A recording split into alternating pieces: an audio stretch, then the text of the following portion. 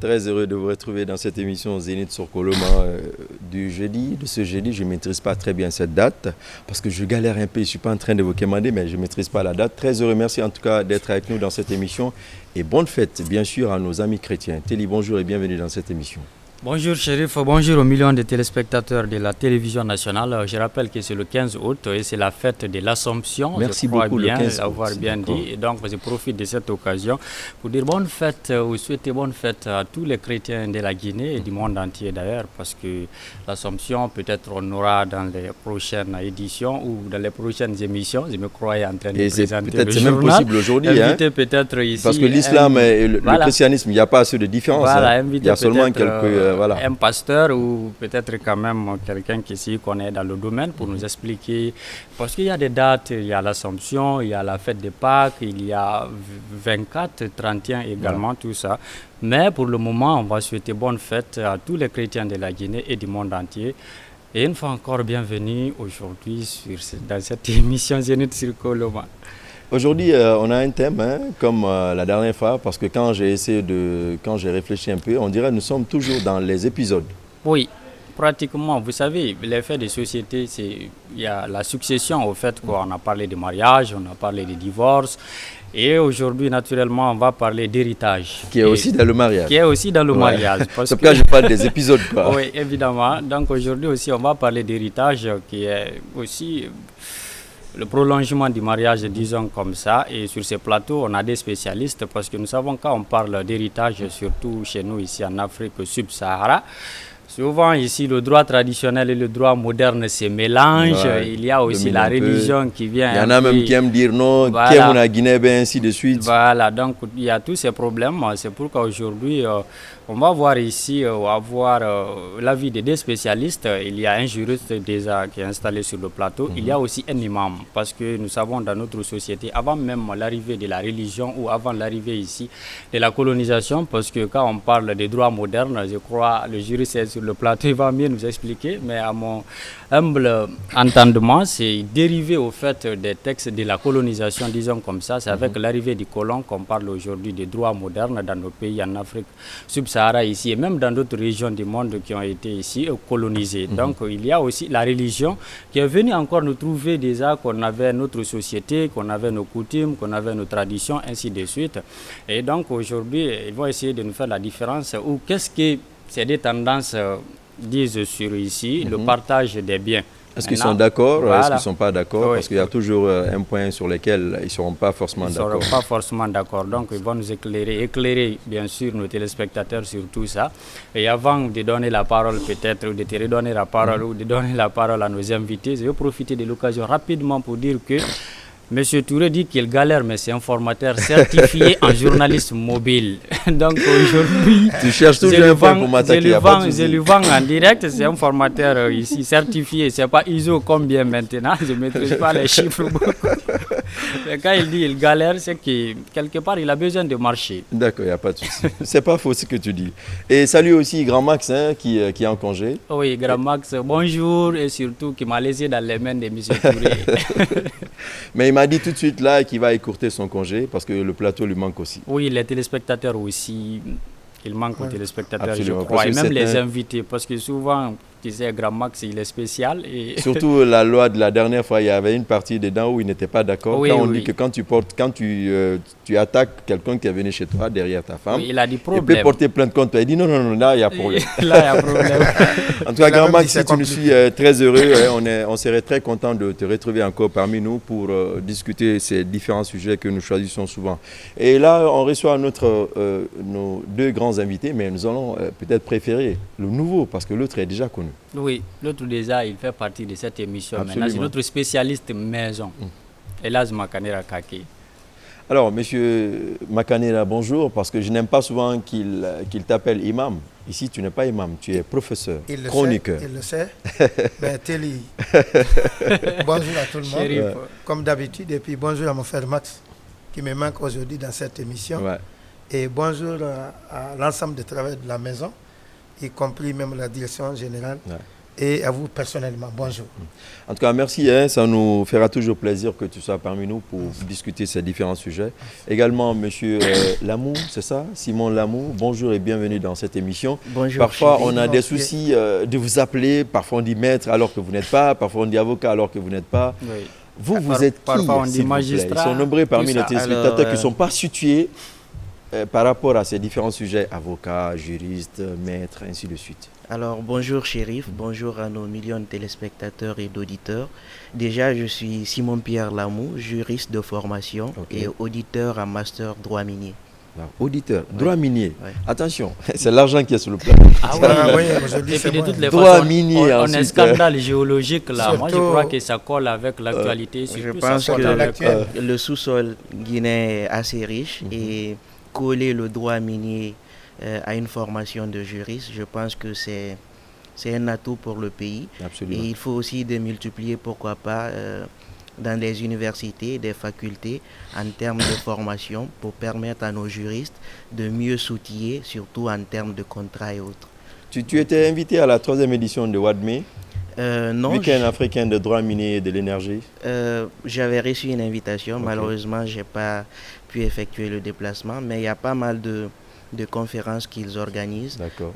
J'ai l'habitude de participer également. Amidou, maître Amidou. Et rapidement, quelle est la différence entre avocat, maître, juriste, notaire, ainsi de suite? Bon, il faut déjà préciser qu'un avocat, c'est quelqu'un qui a fait le concours de CAPA, le certificat d'aptitude à la profession d'avocat. Ok. Il y a eu récemment le concours, il y a une première liste d'admissibilité. Donc la prochaine étape va suivre. Et quelqu'un qui est avocat, c'est après ce concours-là, vous allez prêter serment, ensuite vous allez suivre des formations au fur et à mesure et finalement vous devenez avocat. Il y a aussi dans la pratique des greffiers qui font aussi un concours de greffier.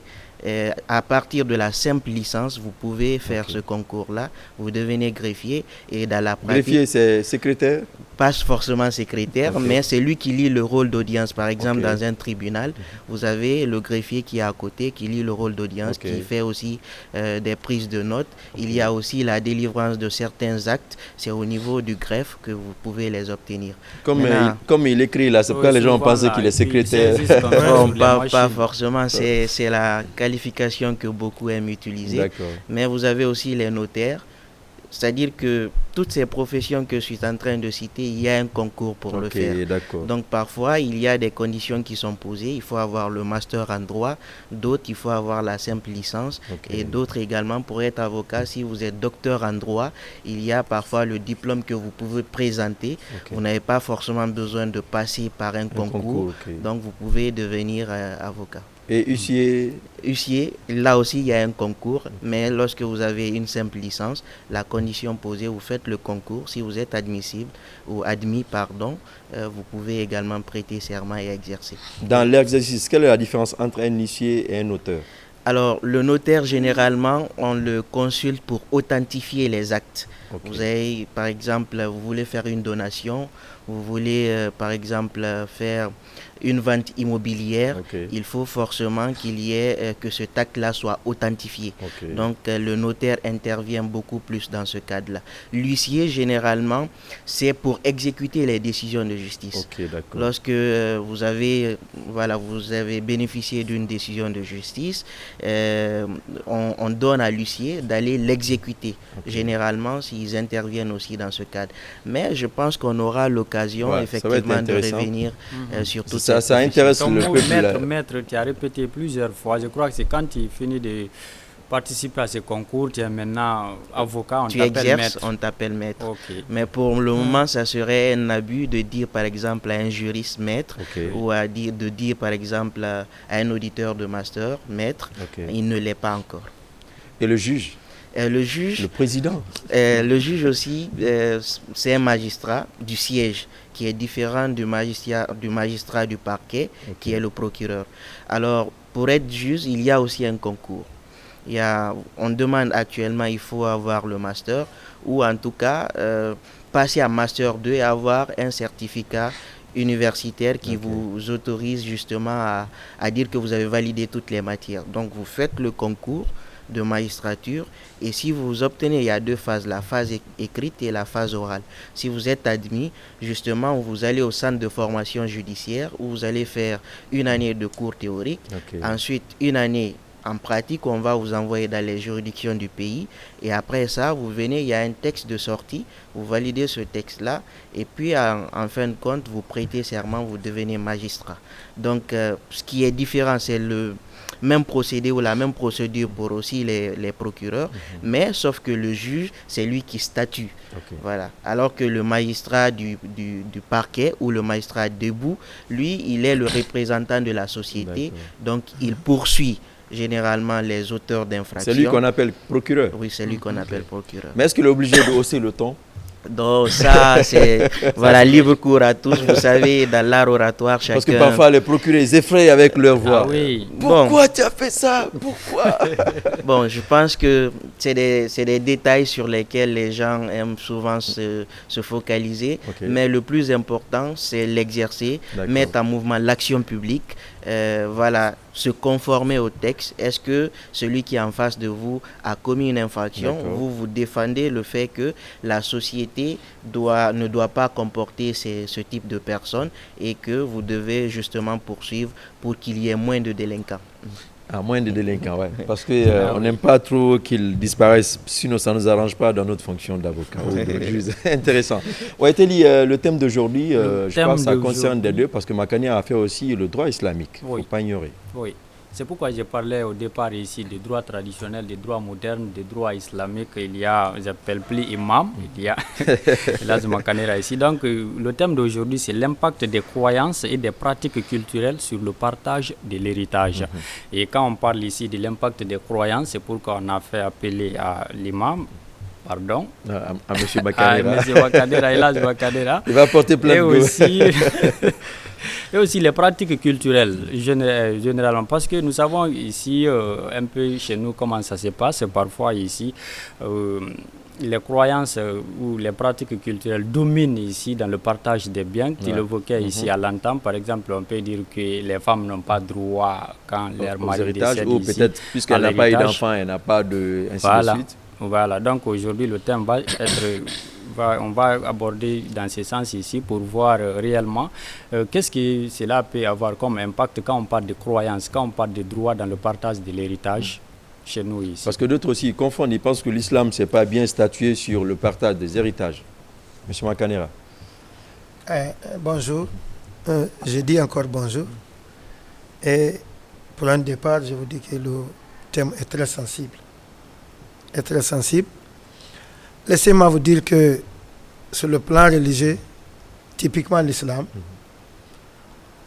l'héritage fait partie des choses établies, mentionnées dans le Saint-Coran.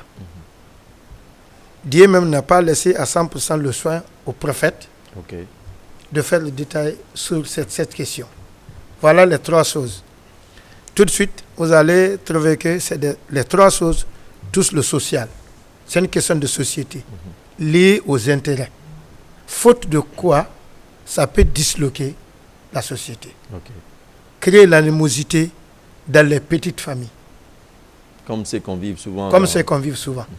C'est pourquoi ces 3 choses, l'héritage mentionné dans le Saint-Coran et le partage est défini par le Saint-Coran et les héritiers directs, ceux qui en aucun cas ne peuvent être éliminés dans l'héritage d'un défunt, Dieu a cité les 6 personnes qui sont en islam. 6 personnes. Parce que quand je vois dans certains sermons de nos différents vendredis, on a parlé de 25 personnes dans l'héritage d'une seule personne. C'est vrai, mais ça n'a pas été détaillé. Il y a 25 personnes qui peuvent avoir une part dans ce qu'un défunt a laissé. Mais comment?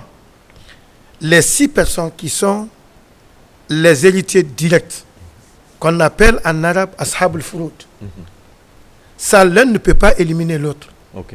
Une fois que ces 6 personnes sont présentes, les 19 sont écartés. Peut-être c'est au faute de l'un des membres ou l'une des personnes de ce groupe, on peut tirer dans les 19 personnes quelqu'un qui interviendra selon sa sa position okay, de parenté par rapport au défunt. À l'une des 6 là. À l'une des 6 là. Qui sont ces 6 là?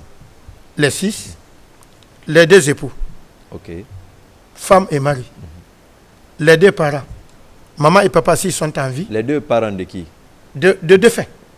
Okay. De l'homme okay. qui est décédé.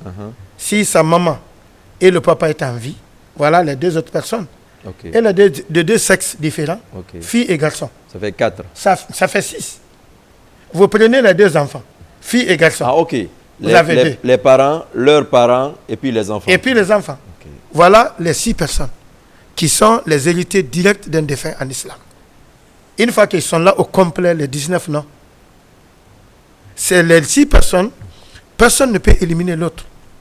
La présence des enfants ne peut pas éliminer les 2 parents s'ils sont en vie. Les 6 personnes sont égales devant la loi.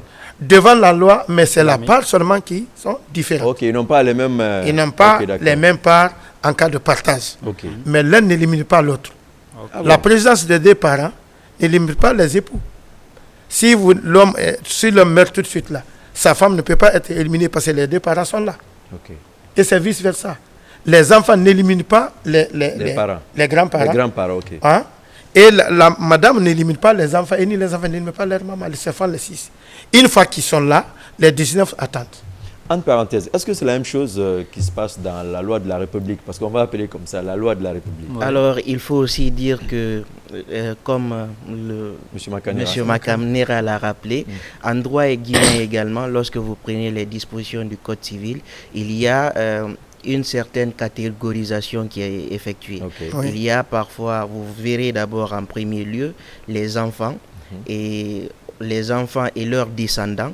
Ensuite, vous avez le père et la mère et leurs ascendants. Et leurs ascendants. Après, vous avez aussi les frères et sœurs et leurs descendants. Okay. Vous avez aussi les frères des parents de la personne défunte, de la personne décédée, pardon. Vous avez aussi ce qu'on appelle les collatéraux, les oncles, les neveux. Donc tout ceci là, et même le conjoint survivant, tout ceci là en temps normal sont dans l'ordre pour succéder au bien. Mais il y a une certaine élimination qui peut être effectuée. Lorsque vous avez déjà les enfants qui sont vivants, vous n'avez plus besoin des collatéraux. Vous n'avez plus besoin des frères et sœurs. Mais les personnes qu'on ne peut pas éliminer, c'est le père et la mère de la personne défunte et aussi le conjoint survivant. Donc la loi est claire là-dessus. Les 3 personnes là, les enfants et leurs ascendants et leurs descendants, pardon, le père et la mère. Et ensuite, vous avez aussi ce qu'on appelle le conjoint survivant. Ces personnes-là, on ne peut pas les écarter. Maintenant, admettons que dans une succession, parce qu'il y a une question qui m'a été souvent posée, je veux lever l'équivoque. Qui peut succéder au bien d'une personne défunte? Alors, le législateur pose une première condition. Il faut exister.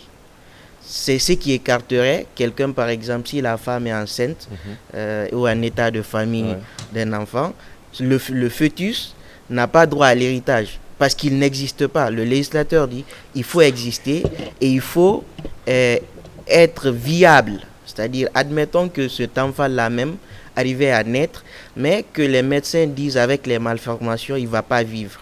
Donc, s'il n'est pas viable, il ne fait pas partir de ceux qui vont succéder au bien de la personne défunte. Il y a aussi des personnes que la loi considère comme personnes indignes d'hériter. Quelqu'un, par exemple, qui a été condamné pour avoir porté des coups et blessures sur la personne défunte. Lui, par exemple, il ne succède pas. Ah bon? Même si c'est son enfant? Même si c'est son enfant. C'est quelqu'un, par exemple, qui a été condamné pour avoir tué la personne défunte. La personne-là n'a pas droit à l'héritage. La loi dit que cette personne est indigne d'hériter de cela. Il y a plusieurs conditions qui sont énumérées. Je pense que on aura l'occasion d'en parler. Vous voulez rebondir, monsieur? Je suis très satisfait de l'émission d'aujourd'hui. Ah bon? Parce que ça se recoupe là. Oui, ça se recoupe. Déjà. Oui. Déjà. Ok, le point de discorde, on va soulever ça tout de suite parce qu'il y a problème. La position de mon frère qui se base sur une certaine étude, ce qu'il a fait, je me retrouve dans tout ce qu'il vient d'expliquer. Ok. Cette catégorisation est typique et comme ça, même dans l'islam. Ok. Les collatéraux et autres, qu'on appelle en arabe al-hawashi, c'est pourquoi j'ai parlé de 25. Oui. Et j'ai écarté les 19. Il y a les sœurs, les enfants des sœurs, il y a les frères, il y a les oncles. Voilà, c'est comme en islam typiquement. Et ce que M. Simon vient de dire, c'est comme ça en islam. D'abord, il y a une petite différence. Je vous ai toujours dit, il faut exister. L'islam est d'accord.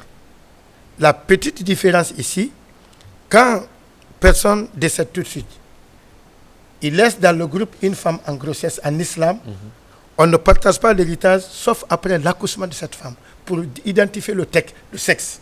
Ok.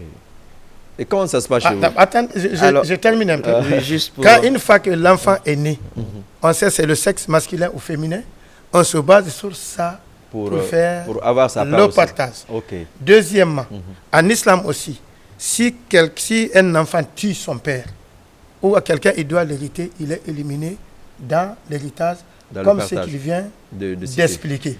Et troisièmement, un enfant qui meurt avant la mort de son père, il ne fait pas partie. Ah bon? Parce que chez nous, on dit que non, c'est un enfant, mais qui est décédé. Donc, on doit donner ses parts à ses enfants en islam, non. Il faut qu'il existe.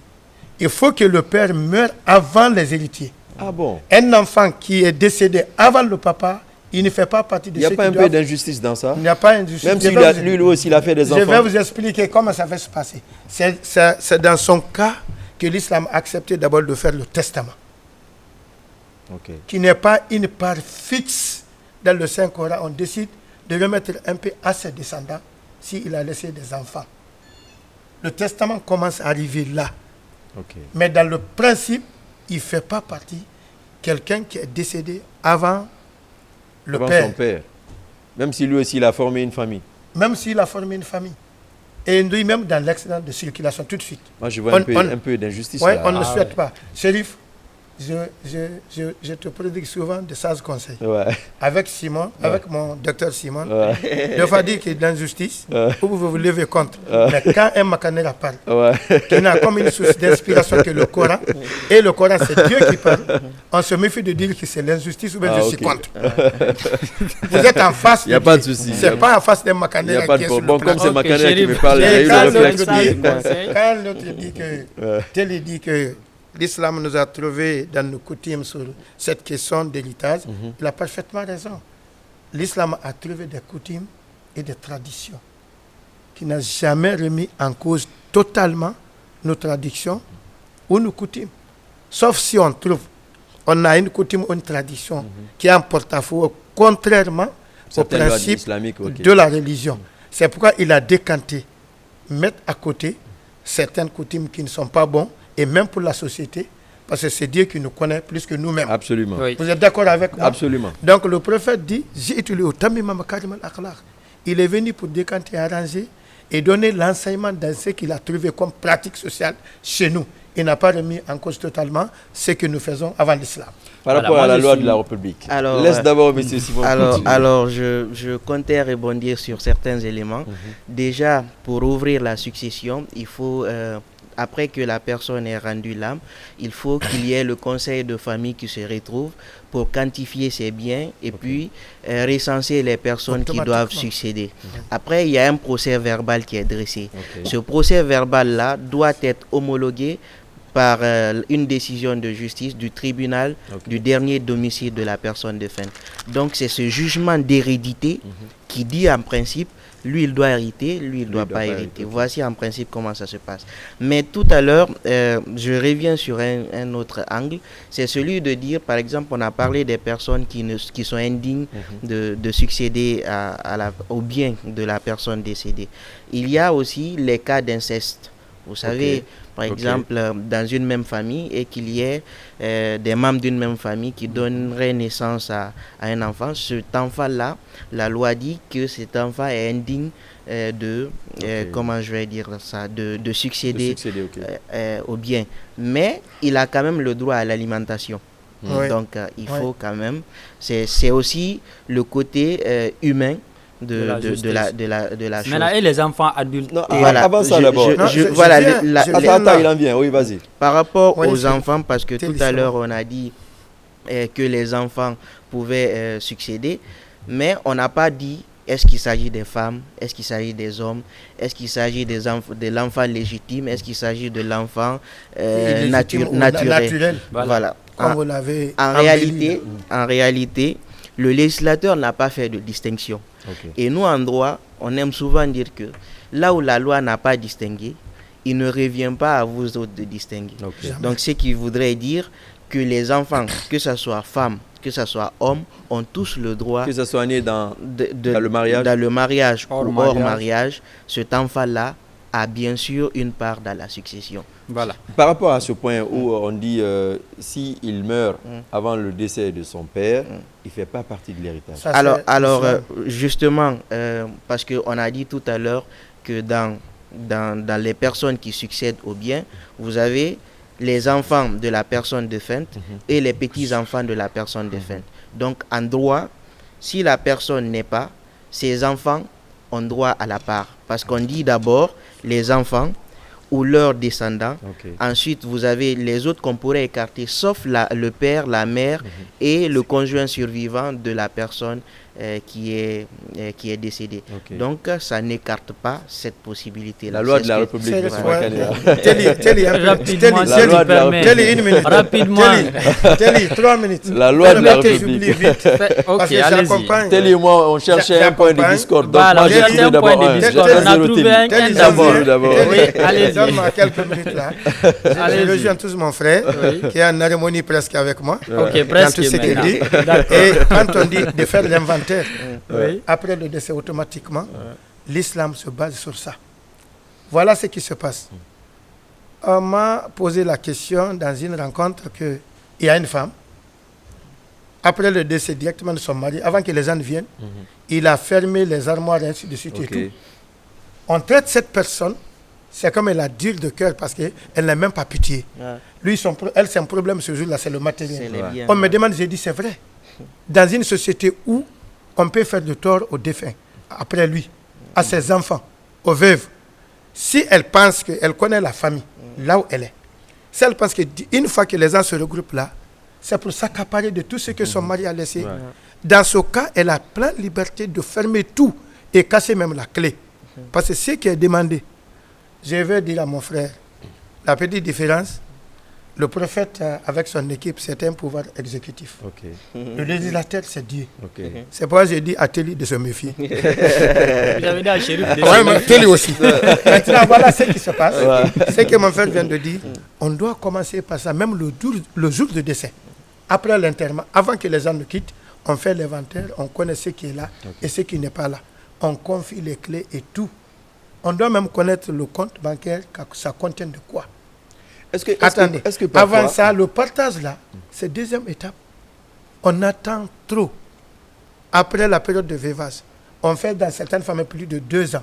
C'est ce qui a fait aujourd'hui, on s'entraîne à Conakry ici, à Kalom ainsi de suite, parce qu'on a gardé l'héritage d'un défunt pendant d'un demi-siècle, dans les mains d'un grand frère, ou le grand frère du défunt qui est décédé. Oui, généralement. Oui, généralement, ça se transforme. Avant une décennie ou même un demi-d'année maintenant, les biens là reviennent automatiquement aux enfants de celui qui gardait comme un gardien pour la famille. Donc l'islam, c'est ce que l'islam demande. C'est ce que mon frère vient de dire. Je suis avec lui, on fait l'inventaire, on confie à quelque chose. Quel que soit le temps qu'on mettra, au moins, après la période de vivage des femmes, avant de se disperser, chacun doit connaître sa part. Intéressant. Est-ce que c'est une question commune? Est-ce que c'est normal qu'après le décès, par exemple, de l'homme, est-ce que c'est normal est-ce que son frère a le pouvoir de venir s'imposer dans la famille? Non. On trouve un responsable commun. Donc la femme n'est pas responsable de gérer? On trouve un responsable par consensus. Et devant tout le monde, à qui on va confier la gestion de cette famille pour une petite période précise. Même si les enfants sont encore petits, c'est par consensus qu'on a confié la gestion de la famille et de bien qui est là, qui est géré et surveillé par l'ensemble des membres de famille directe pour le défunt. Il ne s'impose pas, il ne s'accapare pas de ce qui est là. Est-ce que vous êtes d'accord avec moi? Et deuxièmement, avant que mon frère l'ajoute, il va voir les enfants, la petite différence. En islam, on hérite par quelle cause? Le problème de l'existence est là. Vous êtes d'accord avec moi? Il y a une question de mariage. C'est pourquoi Émilie Koivogi peut hériter l'ex-ministre Makanera après lui, mais pas moi, son jeune frère direct. C'est le mariage qui a fait ça. Sinon, Émilie vient de Massanta. Il est mon beau. Celui qui est à côté de moi aujourd'hui. Mais le mariage fait que une femme de Forêt peut venir hériter un homme de Makanera à Bouki. Mais est-ce que donc le mariage est là. La loi islamique, par exemple, un enfant qui n'est pas né dans le foyer, est-ce qu'il a droit à l'héritage? C'est ce que je veux dire, non. Non, un enfant qui hérite de son père, c'est à travers des mariages légaux. J'ai trouvé deuxième point. Il y a trois même, parce qu'il y a des enfants aussi. Il y a des enfants aussi qui sont nés avant, parce que avant le mariage d'abord, et pendant même le mariage, il y a parfois des balles perdues dehors. Et puis ça se il appelle ça balle perdue. Un enfant, et surtout, le monsieur peut ramener l'enfant là à la maison aussi. Est-ce que l'enfant là aussi il peut hériter? Ça ne peut pas rendre l'enfant légitime. On parle de légitimité, c'est après un mariage. Attendez que je vienne. Quand même, oui, attends d'abord, tu dois poser la question. Avant que je réponde, ne te presse pas. Ce qu'il va dire, il n'y a même pas beaucoup de discussions par rapport à ça. Il dit la loi de la République. De la République. Makanera dit ce qu'il veut dire dans le Saint-Coran. Voilà. Il n'y a pas de guerre. Il n'y a pas de guerre là-bas. Il ne m'attire pas vers lui, il ne vient pas vers moi. Absolument. Est-ce que vous êtes d'accord avec moi? Non, il veut un problème. Un enfant, les balles perdues là. Je vous donne un exemple ici. On se purifie après se mettre à l'aise. Est-ce que vous êtes d'accord avec moi? On ne se purifie et puis on va se mettre à l'aise et on dit qu'on est saint. Je n'ai pas compris. En bon joujou. J'ai compris. En bon joujou. Il faut diluer un peu ton français pour que nos téléspectateurs comprennent. C'est profond. Il faut diluer un peu. Mon frère, après avoir se mettre à l'aise dans une douce, qu'est-ce que vous faites après? Vous vous nettoyez. Oui.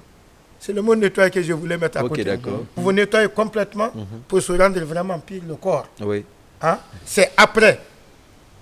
Ça va se mettre à l'aise. Mais on vient, on se purifie, on se nettoie complètement.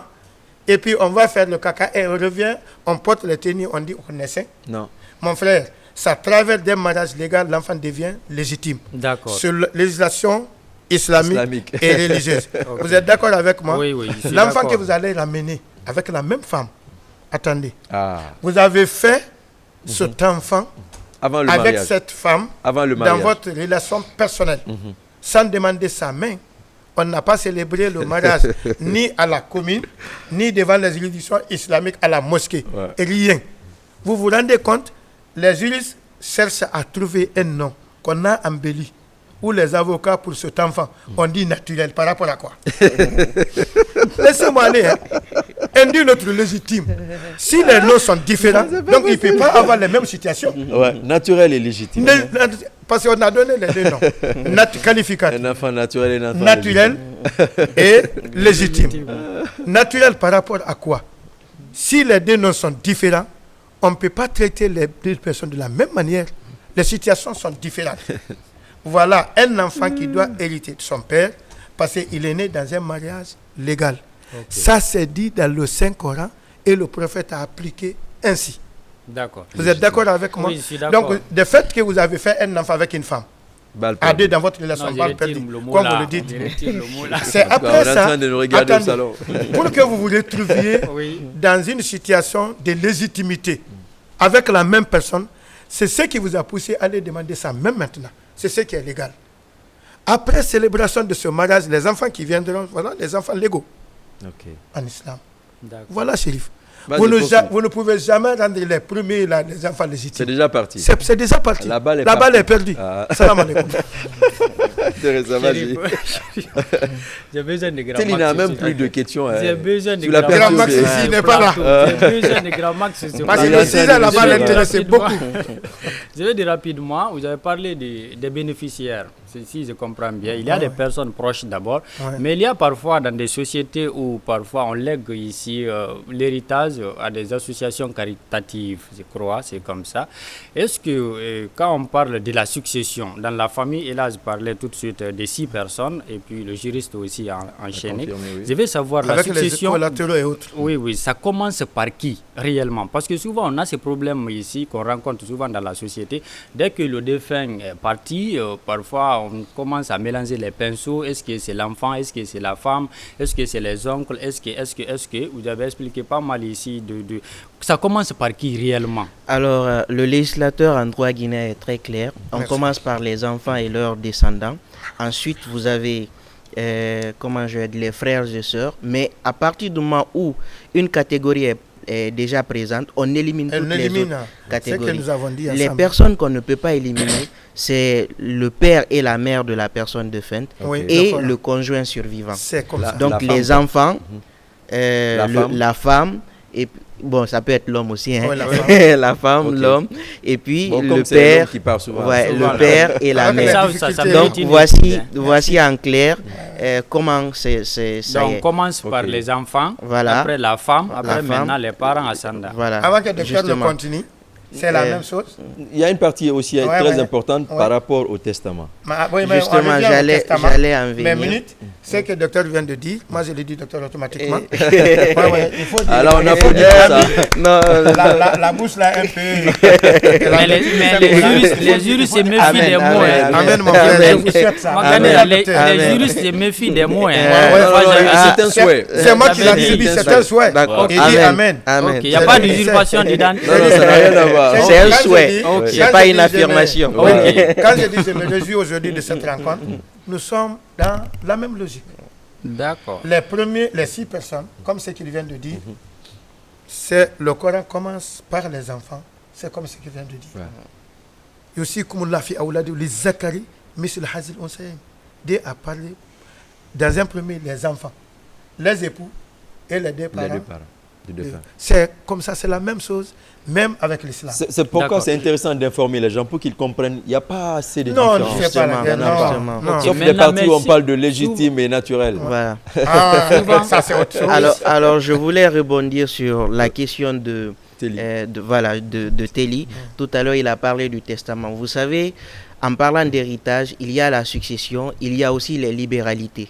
Donc Les les libéralités. libéralités, c'est-à-dire la personne est encore en vie, elle procède à des donations, à des legs, ou elle fait même un testament. Vous voyez, ça c'est dans les libéralités. Mais dans la succession, il faut retenir que les 2/3 de la masse successorale constituent les biens qui restent dans le patrimoine de la personne défunte. C'est-à-dire on ne peut pas léguer au-delà, les Ok. 2/3 là, on ne peut pas toucher ça. C'est-à-dire une part, sur 3, il peut prendre une part par exemple, il donne à une ONG, Ok. une institution caritative, mais les 2/3 Reste. restent, on ne peut pas les toucher.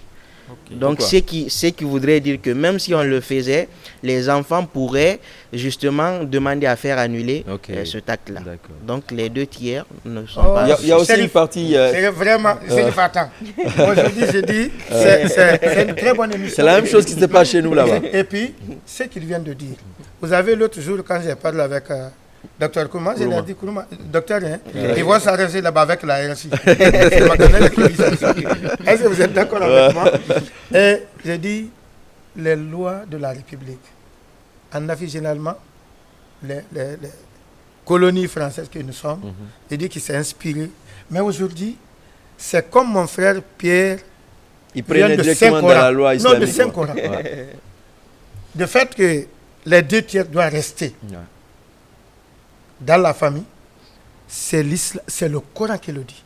Pour une petite histoire, il y avait un compagnon de prophète qui n'avait qu'une seule fille, Ok. Saad ibn Abi Waqqas. Dans son lit de malade, le prophète lui rend visite. Il propose de donner 2/3 de ses biens à l'islam. Il dit 2/3 je donne à Dieu comme l'aumône volontaire. Ange Gabriel intervient sur place. Soufflez dans les oreilles du prophète que ce n'est pas possible. Wow. C'est pas possible. Le prophète dit non, je ne prends pas. Il dit maintenant la moitié. Un demi, je donne. Il dit non. Il dit, comment vous voyez pour un tiers? prophète dit Asul Sukasir. Il dit même un tel c'est trop, mais ça c'est accepté par Dieu et par la religion musulmane. C'est dans le tiers que vous allez choisir ce que vous allez donner à quelqu'un à qui vous voulez. Okay. Mais les 2 tiers doivent forcément rester avec la famille. C'est le verset est coranique. Okay. La pratique est prophète. Et l'intéressé est avec une seule fille. Mais l'islam n'a pas accepté. C'est ce que je dis aux gens. Quand on aime quelque chose, cherchez à maîtriser cette chose. Ouais. Je vais parler de la religion. C'est nous-mêmes les musulmans. Qu'est-ce que je vais dire? Dieu dit, connaissez-moi avant de passer à l'acte, c'est-à-dire pour m'adorer. Vous êtes d'accord avec moi? Bien sûr. Vous pouvez trouver quelqu'un qui a 10 enfants en Guinée, ou 15 ou plus. Il n'a que 4 terrains ou 3 parcelles. Pour se montrer un bon croyant, il peut donner une parcelle ou un terrain au quartier de construire la mosquée, et pendant que les héritiers n'ont rien, l'islam rejette. Pour lui, quand on dit construire la mosquée, c'est intéressant pour lui. Mais ça, c'est des choses surérogatoires, c'est l'humain volontaire. Mais laisser l'héritage, pour ne pas laisser les enfants pauvres dans toutes les matières, c'est obligatoire. Il y a aussi une partie très intéressante par rapport à ce testament. Il y en a parfois, ils mettent croix sur certains enfants légitimes, ils ne mettent pas leur nom dans le testament. Est-ce que ces enfants peuvent révoquer? Alors, il faut préciser déjà que la loi établit l'ordre de succession. Donc, si le testament exclut un enfant, et que, parce que tout à l'heure j'ai donné les motifs d'un enfant qui pourrait être indigne de recevoir, si ce n'est pas ces motifs-là, l'enfant là, vu qu'il a intérêt, il peut agir pour faire annuler ce acte-là et demander à ce qu'on fasse une succession conforme à la loi. Donc pour agir en justice, il y a des conditions basiques, il faut avoir la capacité, la qualité et l'intérêt. Parce que parfois, pourquoi je dis ça, parfois tu peux être polygame, tu n'aimes pas l'enfant de l'autre et puis tu annules son nom dans le partage. Non, ça arrive, les hommes le font souvent. Il peut faire annuler pour revenir. Mais je voulais rebondir sur un truc, parce que puisque le thème... Tu veux créer un autre point de discorde? Non, pas forcément. Non, pas forcément, on va se comprendre. Puisqu'on parle également de nos croyances, de nos coutumes par rapport à l'héritage. Vous savez, nous, dans mes cours de droit, surtout mon premier cours d'ailleurs, en intro au droit, qui m'a été donné par Dr Koita, à qui je fais un coucou ce matin, il nous a appris quelque chose. Vous savez, la coutume ne doit pas être contra-légem. Contra-légem. Contra-légem, c'est-à-dire... Tu peux dulier ça un peu? Oui, je vais expliquer. C'est-à-dire que la coutume, ne doit pas contredire la loi. C'est-à-dire dans les sources du droit, la loi prime. Donc la coutume, c'est une source auxiliaire. Donc la coutume peut compléter ou supplier à partir du moment où il y a un domaine, aider à faire fonctionner la loi. À faire fonctionner. Si par exemple dans une partie le législateur n'avait pas, en matière de succession, il n'avait pas légiféré, il n'avait pas donné tout ce que j'ai détaillé là, là la coutume aurait plein de droits à exercer. Mais à partir du moment où le législateur a pris le soin de légiférer à la matière, donc il faut que tout le monde se conforme à cette législation. C'est vrai, parce que si on va sur des principes, or je ne parle pas de religion, mais les coutumes, vous verrez par exemple dans le pays malinké, c'est pas la même chose. Dans le pays forestier, chez moi par exemple à Zérékoé, c'est pas la même chose. Donc ça ferait en sorte qu'on serait dans un même état mais avec plusieurs pratiques. Absolument. Donc c'est pourquoi le législateur, il est dans le soin d'uniformiser cela et que tout le monde devrait se conformer. Se retrouver là-dedans. Chérif, comme ce qu'il vient de dire, c'est ce que j'ai dit, le prophète a été clair. C'est comme ça qu'il a trouvé les différentes sociétés.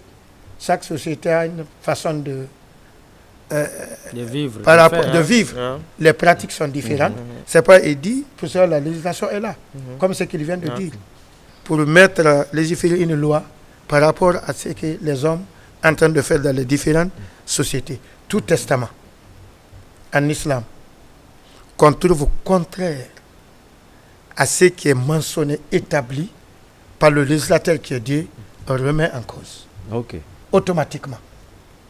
Et si on trouve que c'est légal, on laisse le testament partir. Est-ce que vous êtes d'accord avec moi?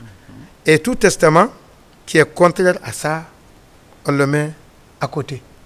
Parfaitement, quelqu'un fait un testament.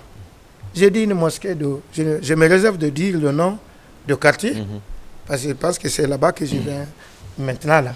Les enfants, il y a eu un problème dans le partage après 30 ans de leurs biens. Mais il y avait une partie là qui est occupée par la mosquée. Il y a un enfant qui n'est même pas de ce quartier, il loge ailleurs. Il vient dire, mais la mosquée fait partie. Le quartier qui donne, c'est votre papa qui a donné. Et la mosquée est entourée des maisons, des habitations. Wow. Il fallait mon implication personnelle, aller sensibiliser pour que la situation se normalise, sans même aller au quartier. J'ai donné d'abord raison aux enfants. Après, on les plaide d'accepter pour le bien-être de leur papa même, dans ce monde et à l'au-delà. Parce que les amis dans cette situation... Les amis sont là. Ça, c'est des problèmes. Ça, c'est des problèmes. Ah oui, souvent on rencontre ça dans les tribunaux. Un enfant a toute sa liberté. Il n'est pas d'accord, comme ce que vient de dire, mais il remet en cause, il porte plainte. Il fait recours à la justice s'il n'est pas d'accord. C'est une question de testament. Parce que légitimement, quelqu'un ne peut pas faire les enfants. On dit la cause principale pour qu'un enfant hérite son père, c'est à travers des mariages légaux, avec la législation religieuse, islamique. Vous êtes d'accord? Comment quelqu'un, parce qu'il n'était pas d'accord avec telle ou telle femme, ou bien n'aimait pas cette femme, écarter dans un testament les enfants de cette dernière. On remet en cause, l'islam est contre même ça. On fait le partage équitable comme ça a écrit. Pour les deux législations, par exemple, est-ce que la femme est mieux placée pour authentifier un testament? Ou qui est mieux placé pour authentifier un testament devant la justice? Alors, je pense que tout à l'heure, au tout début d'entrée de jeu, on a parlé des notaires. Donc, je pense que pour que l'acte soit authentique, il faudrait le concours des notaires. Voilà, le père, il peut faire le testament et puis le notaire l'authentifie. Il peut donner la garde du testament à qui il veut. La femme peut détenir. La loi ne vient pas s'impliquer jusqu'à ce point. Okay. Donc, il a le libre choix de dire « je donne à tel de garder mon testament ». Mais sauf que après, lorsque la personne va décéder, le testament doit être apporté et on doit vérifier est-ce que le testament, c'est vraiment la volonté de la personne. Justement, cette petite procédure-là, comment vous faites ça? C'est là-bas, on parle du notaire, justement. Donc, il est magicien, ce notaire? Non, il n'est pas magicien, mais pour authentifier un acte, je vous parle, les juristes, beaucoup, lorsque vous devez effectuer une vente d'un montant assez considérable ou une vente immobilière, il faut forcément passer par un notaire pour éviter les problèmes. Vous pouvez le faire entre vous, mais en matière immobilière, la loi exige qu'il y ait un notaire. Maintenant, les autres ventes, il peut ne pas y avoir... Le testament, par exemple. Voilà. Le testament, je pense que pour la bonne probité qui va avec, et pour permettre aux uns et aux autres de ne pas douter du contenu du testament. Il faut dire que c'est la femme qui a fait ça, c'est pas le mari, ainsi de suite. Parce qu'il y a tellement de ces accusations. Parce que si c'est justement un texte après une signature en bas, voilà, on va commencer à dire est-ce que c'est ses écritures, est-ce que c'est sa signature, donc ça amène beaucoup de confusion. C'est pourquoi, pour éviter tout ça, il faut passer par un notaire pour authentifier ses actes. Est-ce que c'est le défunt qui doit passer d'abord par le notaire ou bien c'est après son départ et puis le conseil de famille passe par le notaire? Non, le conseil de famille ne peut pas faire un testament. Là, la personne de son vivant fait le testament. C'est pourquoi on a parlé des libéralités. Voilà, passe par le notaire. Parce que le conseil de famille, si la personne est décédée, c'est le procès verbal où on va faire l'inventaire des biens, les personnes qui doivent succéder. Avant son décès, par exemple, il fait son testament. C'est lui qui doit passer par le notaire pour certifier le testament. Ou bien c'est après son décès? Non, il doit le faire avant. Pour authentifier avant son décès. Voilà. Là, il garde maintenant. Voilà. Il donne à qui il veut pour garder. Maintenant, il y a un problème qu'on rencontre souvent dans notre société. Rapidement, et là, il y a un problème qu'on rencontre souvent dans notre société, surtout les familles polygames. Parce que souvent ici, le monsieur monsieur, parfois, ne laisse pas beaucoup de biens. Parce que quand on parle aussi des biens, souvent, on s'accentue sur les biens matériels ici. Parce qu'il y a les biens aussi culturels que le défunt, il laisse. Il y a, par exemple, le patronyme, il y a la religion, il y a des mœurs, il y a des coutumes que le défunt laisse dans la famille qui doit être protégée. C'est bien culturel qui, franchement, qu'on doit prendre garde. Mais souvent, on se rabat sur les maisons, l'argent, les biens immobiliers. Maintenant, par exemple, ici, quand un défunt, il laisse ici une parcelle, disons, de 20 mètres carrés sur 25 mètres carrés. Et pendant ce temps, il était polygame, disons comme ça, avec au moins 5-6 enfants. Avec 5... Non, c'est les faits de société. C'est les faits de société. Je explique tout de suite. Non, c'est terre à terre, au fait. Tu as vu aujourd'hui, on se concerne absolument. Il se concerte d'abord avant de sortir. Laisse-moi. Tu as vu aujourd'hui, il se concerte même avant de sortir. Pour nous caler, au fait. Mon beau me dit de partir. Ils ont compris déjà où tu veux en venir. On va tout faire pour trouver des points de discorde. On comprend là où tu veux aller. Voilà. Aujourd'hui, on t'a bien invité. Je vais trouver un point de discorde après. Je vous mets à l'aise. Tu as compris ma question? Bien sûr. Ok, allez-y. Voilà. Vous allez encore... Tu as tellement commenté qu'ils ont compris. Je reviens un peu derrière. En islam, où la législation divine, quand est-ce qu'on parle d'un héritage? Quand? C'est l'héritage qui est là. Mais le partage, non, ne sera pas effectué, sauf après certains préalables. Les obsèques, dans les pays arabes et autres, si c'est à ta payer, c'est autre personne qui l'exécute, les toilettes funèbres, creuser la tombe, et tout ce que vous connaissez, si c'est des personnes à payer, c'est dans ce que le défunt a laissé avant tout. Okay. C'est dans son bien. Tout ce qui est obligatoire pour un défunt, qui est obligatoire, mentionné dans le Saint-Coran, si c'est une question de matériel, ça s'effectue dans son bien. Ce n'est pas les petits sacrifices qu'on réunit par-ci par la fisabilillah. Non. Oui, s'il a laissé les moyens, c'est dans son bien qu'on prend. Ok, d'accord. Et même si, ça c'est un. Deuxièmement, on évalue d'abord la dette. La dette. Il faut payer d'abord les dettes. Avant de partager. Oui. Ok. On enlève les dettes. Bon. Après l'exécution de testament et paiement des dettes, le restant, c'est ce qu'on appelle maintenant héritage à partager entre les héritiers directs ou les collatéraux. Voilà. Justement, je voulais rebondir là-dessus. Si c'est un petit terrain, il a dit, mon frère, une nuance, une petite, même si c'est un téléphone, on peut vendre. Ouais. Juste pour nous, par exemple, il faut dire que le législateur guinéen donne le libre choix aux héritiers ou aux ayants droit d'accepter la succession avec bénéfice d'inventaire ou pas. Celui qui accepte l'héritage, s'il y a le passif, il accepte et l'actif et le passif. Okay. Oui. Donc celui également qui fait l'inventaire d'abord a le choix de dire les dettes sont plus que, par exemple, sur la voiture. La voiture, par exemple, est mise en gage, par exemple, pour payer la dette d'une autre personne, la créance d'une autre personne. Ouais. Lui, il s'est dit, si j'accepte, je serai obligé de payer cette créance-là. Donc, il a le libre choix d'accepter et le passif et l'actif qui découle de la succession. C'est vrai, une autre question très importante, par exemple, qui va concerner les femmes. Si c'est la femme qui est décédée, par exemple. Si c'est la femme qui est décédée, et que c'est elle qui a les biens. En islam, est-ce que ses parents feront partie non, attendez, je vais vous dire. Une femme, quand la femme décède en islam, par le Saint-Coran, c'est vice-versa. Quand l'homme décède en islam, il n'a laissé aucun enfant, sauf peut-être les deux parents et elle-même.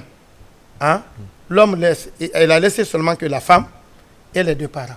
Dans ce sens, la femme a un quart de bien de son mari.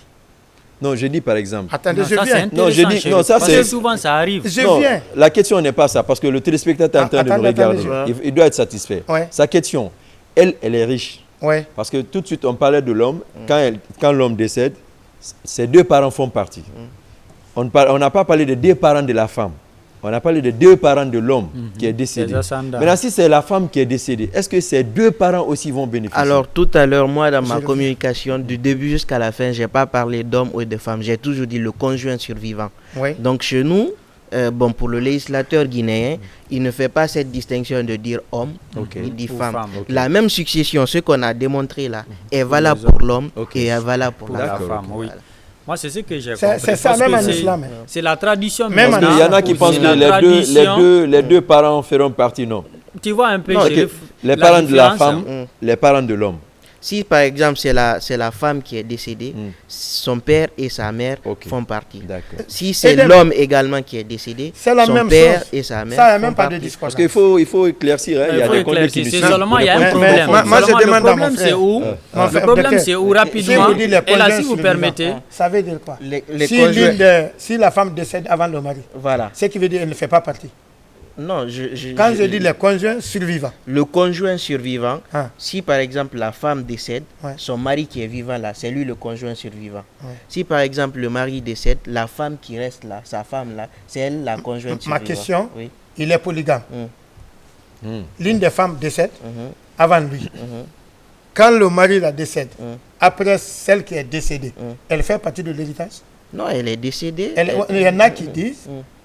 forcément, on va dire que non, elle a sa part. J'ai vu. Non, bon, en droit. Mais en droit islamique, non. Même en droit, j'ai dit tout à l'heure dans les conditions, il faut exister. Il faut exister. Donc la condition première. Non, ces enfants, c'est forcément. Voilà. Donc, mais on dit qu'il faut exister. Il faut exister. Ce qui écarterait le fait de dire non, elle est décédée. Vu. Donc on prend ça en Nous sommes dans la même posture. Ou par exemple, de dire non, elle est en état de famille, elle n'a pas encore accouché, et puis on va dire non, l'enfant là est. Non, le législateur dit c'est l'existence. Si l'enfant là naît et qu'on vérifie que c'est son enfant. Oui. Même après l'échographie, même si on sait que c'est son enfant, il n'est pas encore né. La loi dit il faut exister et être viable. Et l'islam dit qu'il faut attendre la grossesse. Voilà. Ah, donc il y a un peu de... C'est tout? Non, il y a un peu de différence. L'islam quand même attend le sexe. Voilà. Non, il y a un peu de différence. Non, il y a un peu de différence. Le problème l'islam attend après l'accouchement pour faire la division, pour faire le partage. Oui. Alors que la loi de la République est pressée, quoi. La loi de la République élimine l'enfant qui va naître. Le législateur dit la loi de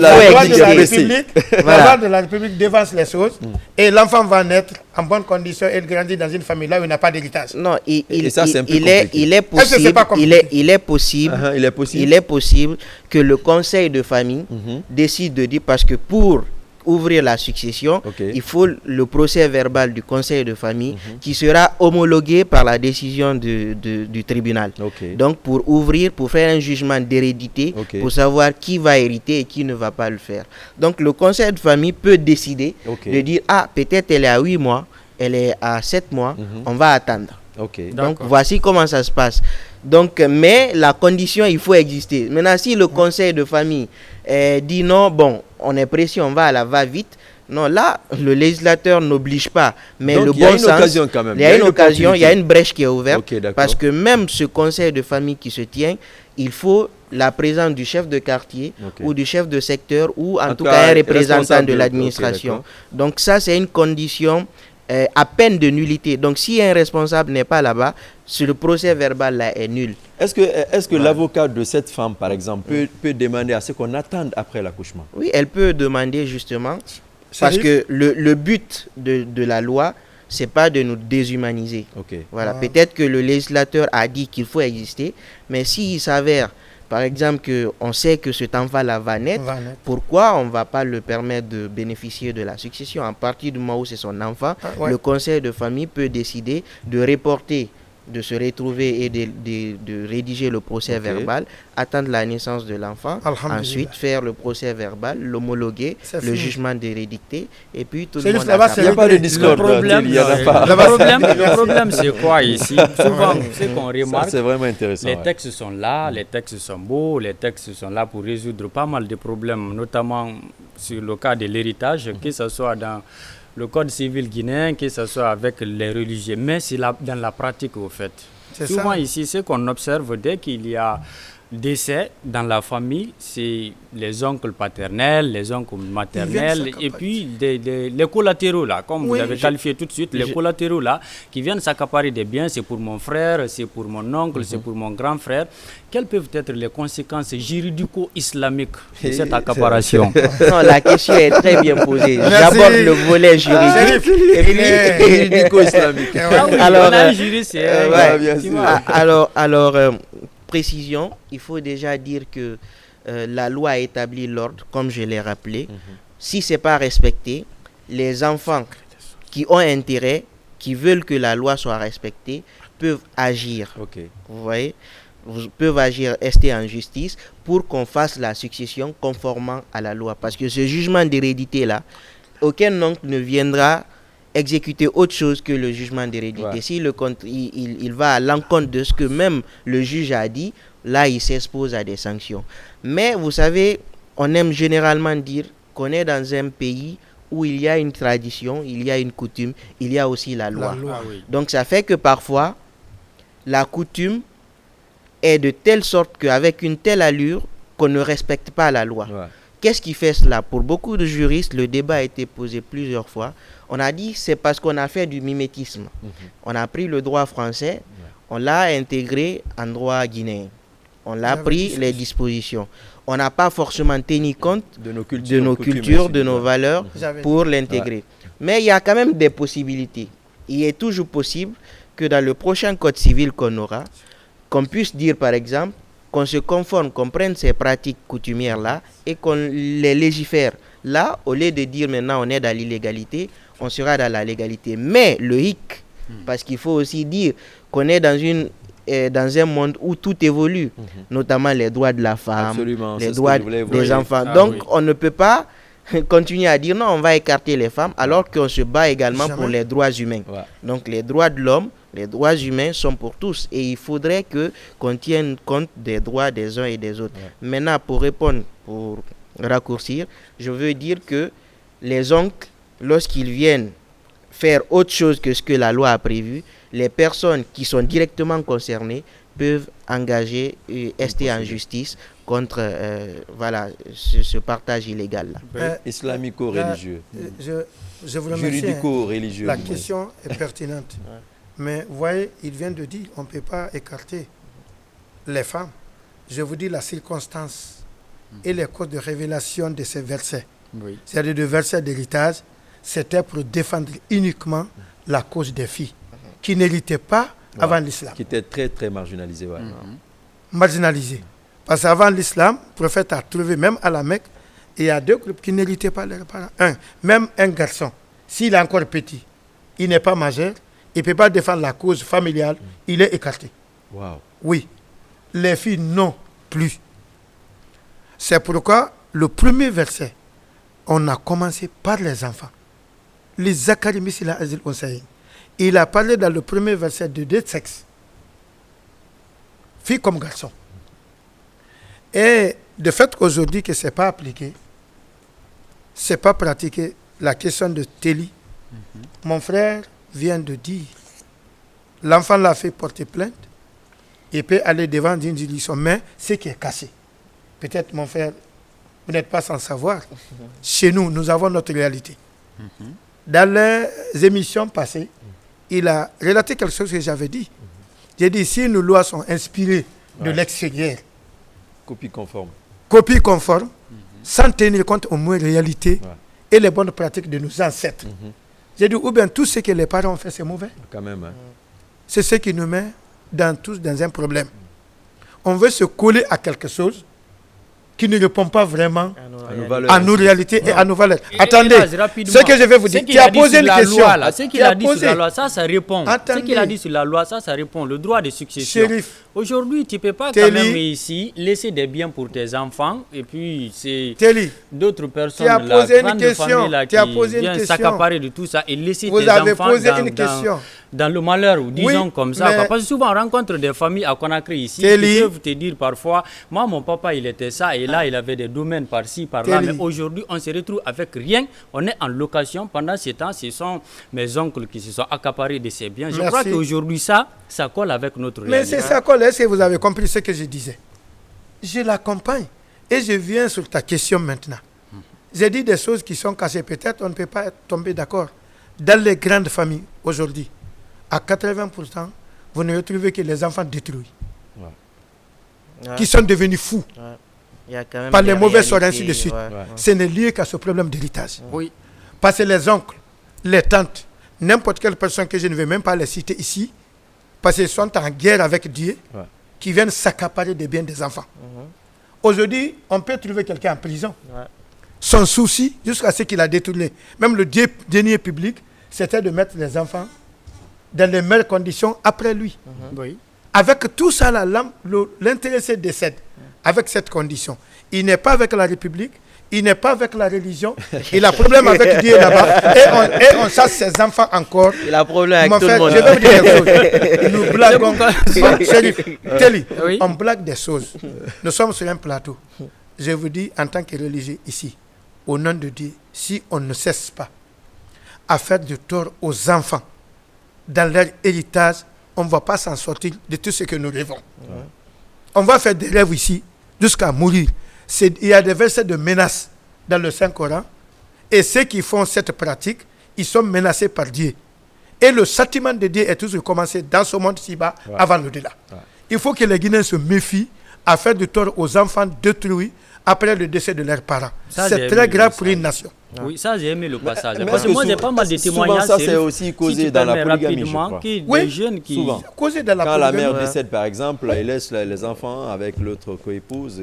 Et c'est vrai qu'il y a une femme là qui maîtrise la situation, qui va chasser les autres, ou bien se comprendre avec les oncles. Parce que chez nous ici, vous allez lire tout de suite, vous trouvez quelqu'un qui est réputé dans une famille, son frère décède, c'est-à-dire il vise une femme là-bas. La femme qui est là-bas, oui. Il va prendre, après la période de veuvage, il va se comprendre avec cette dernière et chasser les autres.